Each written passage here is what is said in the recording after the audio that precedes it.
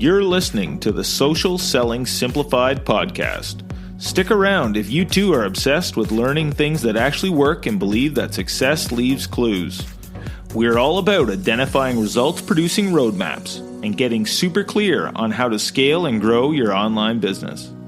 From part-timer to president, social selling expert Ashley Shaw will help you connect the dots and take the guesswork out of what works to grow a social selling empire. It's time to hear from social selling legends, listen in on truthful conversations, and learn the best tips and tricks to reduce the marketing overwhelm so you can build the social selling business of your dreams. If you're ready to go all in, no holding back, and build the business you've always wanted, you're in the right place. Here's your host, educator, social selling guru, and fitness industry OG, Ashley Shaw. Welcome to Social Selling Simplified. I'm your host, Ashley Shaw. And in today's episode, I'm sitting down with Lenwood Ross, and we're going to be discussing how to build an audience on social media. Now, what Lenwood says is that social selling isn't much more than virtual networking and relationship building. Everyone networks and builds relationships, and many of us actually just get hung up on the social part. And when you network virtually, your social presence does much of the work for you. And that's one reason why it's such a powerful digital skill. So listen into this episode and get ready to learn more about how to actually find your people on social, how to use social as a tool to actually move you and inspire you, and how social selling really is just networking. Okay, awesome. Well, Lenwood, thank you so much for being here today on Social Selling Simplified. So we were just getting into the nitty-gritty and it was so good. I had to say, okay, let's stop and let's hit record, because I think your story and what you were just explaining to me about the world just absolutely shifting and changing, and this caused you to completely change your path. Like, I just think we need to start there. So can you just give us a little bit of detail here on your story and how you came to be into what you're doing now? Okay, sure. So I'm a digital transformation and social selling expert. I'm putting up quotes, but I think some do consider me to be a thought leader in that area. And I came to be doing that really through my own personal transformation. Some years ago, maybe 12 years ago, I kind of decided that I wanted to leave the practice of law. I was a corporate lawyer. I worked in large law firms in New York City. And then I was working at a big company, $2 billion company, providing advice to their board and C-level executives, and really executives all across the organization. And I just decided this is not something that I want to do for the next 25 years. And so I went through this period of personal discovery, of trying entrepreneurship. And during that journey, I realized that our economy was going through a tremendous change. I mean, just unbelievable change. And that people were really going to struggle to make the change to a digital world. And it's in that process of realizing that, I need to grow in terms of my personal skills like leadership development, soft skills, and because I was really bad at that in corporate America. I also realized that I needed to learn more about technology, that, the world that we're going to be living in for the foreseeable future is going to be highly driven by technology. And the things that people need to do are very, very different than they used to work. I mean, we see that already, right? The pandemic kind of forced that. So anyway, it was through this process that I, discovered that I was really concerned about people and how they would be able to make this change. And I got focused on educational tools that people need, right? To be able to become more creative, more innovative, learn faster. And those are the things that I focus on in my business. And a lot of what I do is partnering with other thought leaders to bring their insights to other people through our platform. So that's kind of a long way to say, hey, we all need to grow big time. We've all got to change, because if we don't change, we'll just get left behind. That's kind of the bottom line. I always love hearing entrepreneurial stories that came out of a place of not only did I need this, but just how you said so many other people are going to be left behind. Like, it just gives me chills when I hear that from people that are just like, you're looking out for the greater good of how to help people along with this huge change and this huge curve in learning that's happening. Yeah, absolutely. I really struggled initially with this change because, I'm not going to toot my own horn, but, I'm like highly educated, right? I went to college and I went to law school, 2 Ivy League schools, and I found myself at a loss for how I would be able to make a living in the future economy because I had no technical skill. Like I didn't know anything about technology.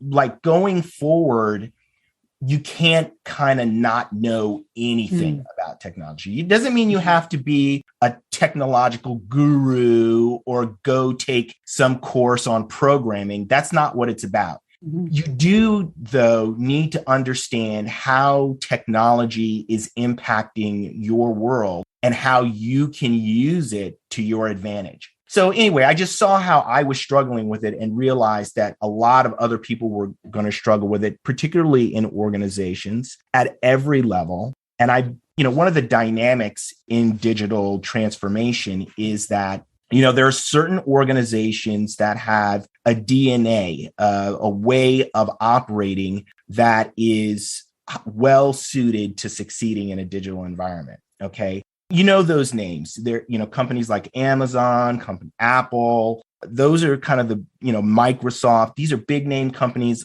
Everyone knows them. Google. Those companies, because of how they operate and how the people operate, they're actually accelerating.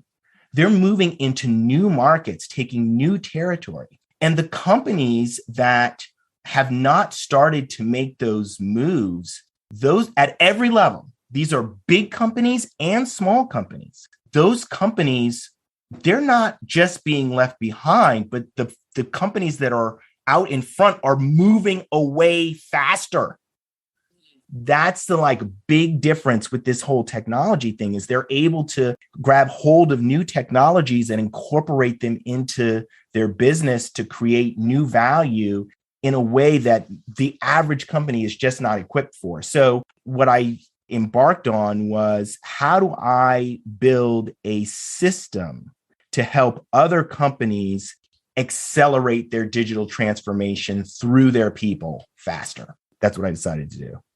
And I was reading a little bit about how you work to help people understand how the digital world is really just a networking world. And we put this barrier there that it might not be the same. So can you explain and expand a little bit upon that? Like, how do you explain the digital world and, why do people make it so complicated? Yeah, I think people make it complicated just because of a generalized fear of technology, right? Yeah. A lack of understanding about technology, how it works, and just a generalized fear about it. But in terms of the real, I won't call it the real world, but the world that we're walking around in, there are certain things that people who, even just average people or even highly successful people, that they do to be successful. And one of the key things that they do is they network and build relationships with other people. And because they're having conversations with those people, opportunities arise. You're just able to figure out, hey, if I connect you with this person, then you can maybe do that. Or, how many people have gotten a job because somebody knew they were looking for a job, knew of another person who needed someone with that skill and said, hey, how about you call Joe because Joe needs somebody like you. So it's all about this networking and relationship building. And even in, let's say, not in the digital world, there are people who struggle with those things and there are people who excel at them. Okay, so now let's just take that over into the digital world. Many people have heard of things like BNI groups, right? A networking group where you get together on a Friday and everyone exchanges business cards. This is what I do. Tell other people about me, right? Okay, so social media is the same thing, except you don't go to the group every day. It's like you wake up and the group is still going because it's going 365 days a year, 24 hours a day, right? 7 days a week. It's just always going.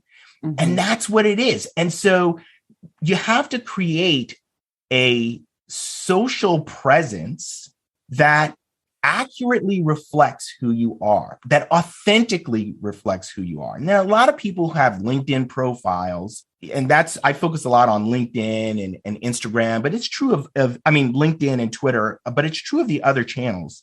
You don't want that profile to be a resume. Okay, because like the days of LinkedIn as like resume repository and thing you use to get a job, those days are behind us. It's now something much more robust than that. Your social presence, you want that social presence, your digital representation of who you are to reflect you authentically so that you use it to meet people. Right? So now we're meeting in this virtual world, this virtual space. And you want people to, most likely, you're much more interesting than your resume. Right? So we want that social presence to be fuller than a resume, to really kind of show some character.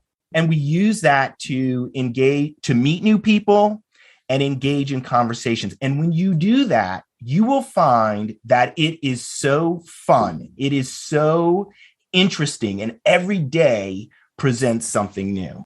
Okay. I love all of that. So the question that I know that I'm going to grind on from this, and, you know, my listeners will as well, is that you make that sound very easy to, you know, you're not your resume. It's got to be more fun. So I picture this new entrepreneur sitting down to create some content, and they're like, okay, today I'm not going to be, you know, my credentials and, you know, necessarily exactly what I do. How do I show up and be my personality and myself online without it being a chore all the time? Like, I know that obviously you spend a lot of time in the LinkedIn space. I know that you create a lot of content. You're a thought leader. What does that, I think it probably expands into that concept of thought leadership, but how do you do it so that it does not become a chore and something you start to dread every day? Okay, that's a great question. And the answer that I will give may surprise you. Okay, here is the truth. It's going to be a chore at first. Okay, it's going to be a chore at first because you're not used to doing it. So it's like it's a behavior change. It's just like if you start going to the gym, right? When you first start going to the gym, it's like mind over matter. Like, I've got to get up. I've got to go to the gym. I've got to do this every day, because if you don't do it every day, you'll stop, you'll fall off, and you know the results. So what I'm saying is that you have to show up to social media every day because you're building a new habit. It's a new habit that is going to be critically important to your success. So it's not like something you're dabbling in. Like, this is a really important skill that you are going to need. It will be very useful to you until you're in the ground. Okay, because social media is not going away. It's only growing and getting more robust. So, that my response is it is going to be a chore at first. But as you do it, as you get more comfortable initiating conversations, as you get more comfortable, sharing content, it's just like working out, right? First, you got to start. You don't start with running a marathon. It's like, let me just run around the block. If I can get around the block, right, then I'm doing something. And then next week, maybe I'll do 2 laps around the block. That's my bit of advice. It does take time. It does take practice, but you will get better. Just got to keep at it. Totally agree with that. I think in the beginning, it really feels like a workout to get consistent, but then it's like with working out, the endorphins start to actually kick in, or the dopamine kicks in before you start working out, as you actually start to practice this habit. So I think it's the same with creating content and showing up online. It just becomes easier and easier. Your body starts to move to it instead of like, no, that's too many extra calories to burn. Oh, yeah. I just have one thing. Now, the important thing that we do that is different from a lot of other companies that do this is that we have a process. That is really important. Have a process that you're following, because you're going to be relying on that process in the beginning. Okay, I just need to do this. I need to do this. And what will happen is, as you're doing that, then the rhythm will begin. You'll get a sense of how it works. And that's when it will start to get fun. That's when the fear of introducing yourself or connecting with someone that you don't know will fall off. And you'll just be out there meeting new people and building your network and creating content and sharing your passion. And it will definitely work. And the more you do that, the more you share your passion, not try to sell your thing or that, not trying to pump yourself up, but just share your passion, the more successful you'll have, because people respond to that. People want to be inspired. They want to connect with people who believe in something, right? And they're passionate about it. People love that. Hey, network marketers, did you join your company and start reaching out to all your friends and family only to get ghosted over and over? If you've ever had to chase people down on the internet, you know it's super hard work and it can feel really awkward. And not just awkward for you, but most of the time, the person on the receiving end gets put in a really uncomfortable position too. I hate to break it to you, but unless you're a superstar salesperson, right off the bat, you're going to struggle forever if you keep doing it that way. There is a reason they say you can't be a prophet in your own town. And it's why 99% of network marketers actually quit. But those 1% made it because they've caught on to a different system that's been proven to work. No one really talks about it, which is why I decided I had to lay it all out for you in a brand new, easy to read book called Celebrity Magnetism. Go to ashleyShaw.ca/celebrity to learn more and see what I'm talking about. You don't have to hunt people down to get your bills paid for the rest of your life. Check out my short book called Celebrity Magnetism and break down an entirely different approach that will simplify everything. That's ashleyShaw.ca/celebrity. I'm so excited for you to start implementing it and see your business transform. In this process, I think what's interesting is, comparing this to networking. So as you're creating content and you're putting on this networking hat, what would you say are the most important 2 to 3 skills of a networker? Because I think there's a difference between when people get on social media and they're like, yay me versus yay us, if that makes sense. Absolutely. Absolutely. No doubt about it. Okay. That's a great question. I would say that I don't know if it's necessarily a skill. It is a skill, but it's a hard skill to define how to accomplish. I can phrase it in a bit of a different way here. Yeah. Because I have a suspicion of I know how you might answer this. But so when you go to post something on social media, whether it be Twitter, LinkedIn, what is your intention when you're creating that content? Like, are you, as a networker, you go to a networking event to be like, I'm going to meet as many people in the line of, we're sort of we share the same circle, like, so that I can get referrals, and I can make these connections. So you sort of have this intention going into that networking experience. So what is that parallel if we think about posting in a social media environment for you? Okay, that's easier for me. Okay, so the way that I approach it is to be informative, right? Educational. Okay, number one, and number two, to share my thinking on that subject, right? Without reservation. because what people care about is oftentimes more than what you share, right? I share a lot of articles. What they care about is what I think about those articles. What do I think about what those authors are saying? How does that relate to what's important to the people who are following me, right? The more authentically you can do that, the better.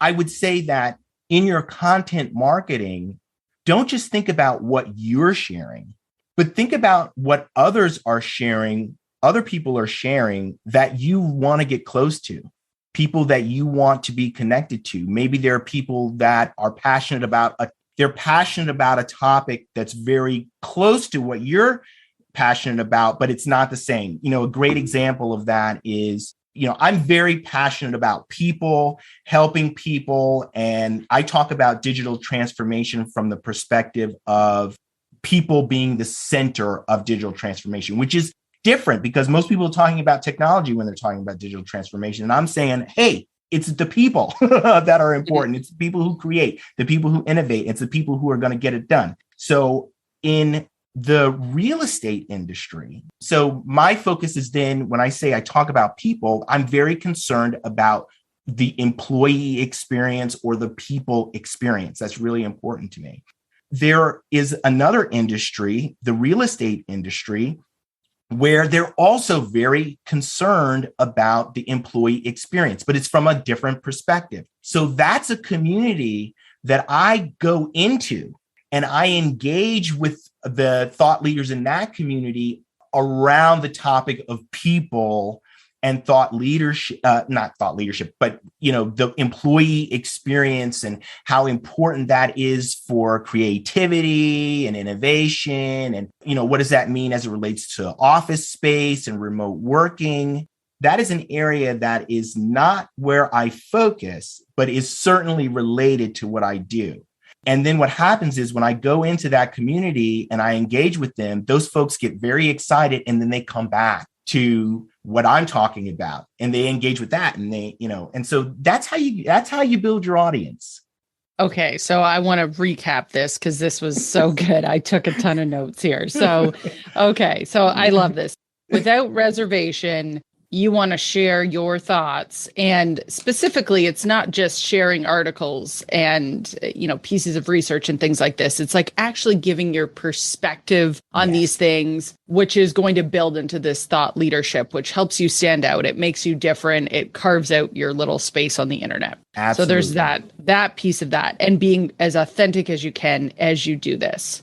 That is one piece. Then the other piece is thinking about what others are sharing that are close to your topic. So it's almost like thinking of a couple of degrees of separation in a way to think about these other kind of microclimates that cross over with yours, going to those communities, sharing the thought leadership there as well, being a part of the conversation, because ultimately people will come back and find you if they find you inspiring. They like what you have to say, these sort of ideas. Absolutely. And all you have to do is think about like every industry is really an ecosystem, right? Mm-hmm. So people who are in health and fitness, for example, those folks, you've got people who are doing resistance training. There are people who do nutrition. And those are sub communities, right? Within the broader category of health and fitness. So if you're someone that is very much, you're building a community around Pilates, okay? Build your Pilates community, but go into that nutrition community. Go into other communities that are in the broader health and fitness community and speak your Pilates passion. Because you will pull people in who maybe didn't hear of Pilates, or maybe they're doing something else and they realize that, hey, maybe Pilates is for me, right? So that's how you do it. I love that. And so where do you find these groups and these conversations going on? So my husband has always said that you got to just look in the forums. And I'm like, that's just not me. I'm not going to go be searching through forums. And maybe you're going to tell me, no, Ashley, you should be searching through forums. What is the easiest way to do this when you're looking to find a group that you can help? The easiest way to do that is through hashtags. Oh, I love it. A different answer. Okay. So how do you find the right hashtags? Like, what would be your process for doing this? Okay, so what I would do, again, I spend the vast majority of my time on LinkedIn, but you can do it on, I do it on Instagram sometimes. When I see like an interesting group of people, I just go to the bottom of a post and I look at all those hashtags. You just click on the hashtag, and that's going to take you to the place where there are other people using that same hashtag. And then you just scroll through who's interesting to me. There's a process. But the way you make it fun, actually not by thinking about yourself, but thinking about other people. Just go to that hashtag and start looking through the posts that other people, you see somebody who's interesting, like it, give a comment, go on. Maybe you start following them. And then you build a relationship from there, right? So that's how you're going to find people who are in the communities that you want to be in that you might otherwise not find. And I think this is like a really big light bulb moment, because this is where the authenticity for people slips, is that, especially I find in network marketing, it's like, I'm just going to spray and pray to anybody I see, and I'm going to copy and paste this exact same message. It's like forgetting the part that in relationships, like usually you either have a connection or a likability to somebody or you don't. So when you miss that step, that's where it can really come across as inauthentic, because you're like, I know you just copied and paste this. Like, hey girl, hey, like, want to get in on whatever that I'm selling right now. So I think that that's a big aha moment with the authenticity piece. It is actually remarkably easy to tell when someone is posting content that is inauthentic. There's something about it. I don't know if, because it's kind of the same in when you meet someone in person, right? Like you can tell there's something about it that just makes you uncomfortable. You realize I'm not getting the real deal from this person. They're using this for something else. There's an angle here that something inside of you catches wind of, right? And you can tell that on social media as well. You can really see it. And it's remarkable how easy it is. All right. Well, is there any other, we've gone around to so many different interesting topics, and there's been so many great pieces of advice. Do you have any final thoughts for those that may be looking for some inspiration on going through this journey of creating a network, knowing that that is how they're going to find their audience? The biggest piece of advice I can give is to do some inner work. Okay, do some work on yourself. That's not the content marketing stuff, not about building your business, but do work on who you are and getting in touch with that and getting in touch with your passion. Like, do some real work, because as you unpack that, it's going to start to flow through in the things that you're doing online. Opened a can of worms of another whole bunch of questions that I got for you now. So I'm gonna keep it short to just a few, because I love that answer. I find that like I am not creative unless I am consistently working on myself and developing myself. Then I have this passion of like, how do I teach this to everyone? Because it's like such a light bulb moment for me. What does your daily routine look like when it comes to developing yourself and making sure that you have that time? Okay. So number one, I am a spiritual person. So, I start my day with some sort of a devotional, something that is going to get me connected to my faith and get me going. Right. So that's where I'm centered and, what is driving me. And then I go through the process of usually I start my day with some sort of social media post, and I do two things. I prepare my post and send it out. And then right after that, I go and I look at what other people are doing and I make comments and I start to engage. And I don't do that for hours and hours, but I do that because I want to get my day started with some conversation and some interesting topics, things that, I might just like a post here or there. But if I see something that really moves me, I make a comment. A lot of people are afraid to make comments, man. Making comments goes a long way. It really does go a long way. And then I go about my day. I try to read something, because I'm always, I'm building a business and, there's lots that I need to learn, lots that I need to do. I'm surrounded by people who know much more than me. And so I'm always learning. That is, oh my goodness, it's so critical. You must always be learning, always be learning.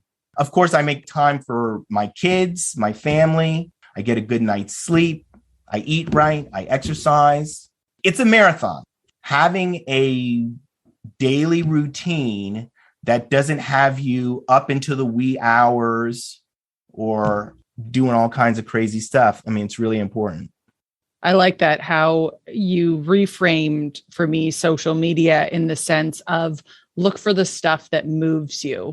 And what a different approach, because I think a lot of people normally go on social media, one, before they create their own post. And then it's this game of you feel so defeated because you're comparing yourself to everyone else instead of reframing it and looking for things that are inspiring to you and moving you in the direction you want to go. So, so insightful. I love it. Lenwood, thank you so much. That was my pleasure. All Absolutely, of it was so great. Never compare yourself to anyone else. Absolutely never do it. Love it. So Lenwood, where can people find you and connect with you and learn more about you?